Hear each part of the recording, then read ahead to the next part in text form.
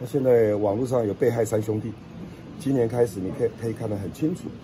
第一个被害的是赖清德，在网络上被霸凌到受不了，直接要求蔡英文总统停止网军对他的攻击。第二位就是台北市长柯文哲柯 P， 第三位就是韩国瑜。我们是网络被霸三兄弟。好，市长好。现在我们可以大概讲一下说哈，这个李明哲先生今天有开记者会，然后觉得希望蔡总统可以打假新闻，会不会觉得好像岳家也被假新闻给牵累？对呀，他开的记者招待会对外面说明的非常的清楚。我想大家可以透过李明哲的议员所表述，能了解他心中的委屈以及苦闷，好不好？我觉得选举选到这样子。祖宗3代、祖宗8代的事情都把它揪出来，而且都几十年前的事情，对当时的家庭，就是我岳家这边，的确造成非常大的困扰。所以李明哲议员呢，就是我这个小舅子，他也对外说明了，我们就看他的说明，好吧？这杨慧茹有说这个，他被说用这个网军来带风向，有没有觉得自己是受害者？我觉得网军的可怕在于哪里？网军借着网络上的操作，事实上扮演的角色是上帝的角色。他在网络上要谁红谁就红，要谁黑谁就黑，要谁香谁就香，要谁臭就谁臭。那我们都知道，日本有一个很有名的叫做薯条三兄弟，在北海道。那现在网络上有被害三兄弟，今年开始你可以看得很清楚。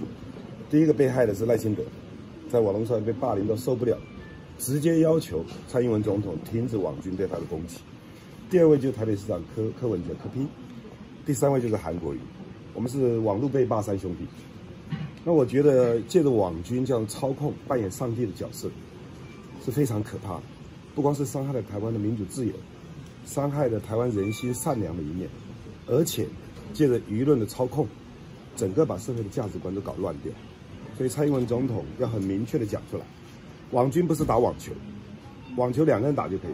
网军是一个军队，一个人1万块钱，如果养500个人的话，就是500万。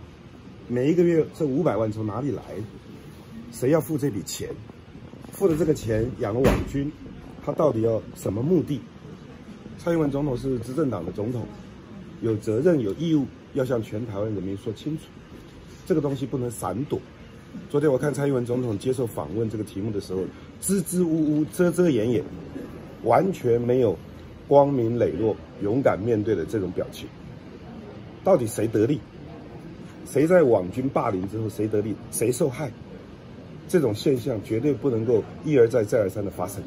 所以台湾2300万的民众要非常的了解，张大眼睛看，我们的民主自由遭受到的空前的威胁。好不好？谢谢。那随扈的事情您怎么看呢？目前为止，随扈大家新的合作都还算是相当不错，而且都非常尽责。那这里我尊重国安局所选派的这些随扈人员，好不好？好，谢谢大家。谢谢。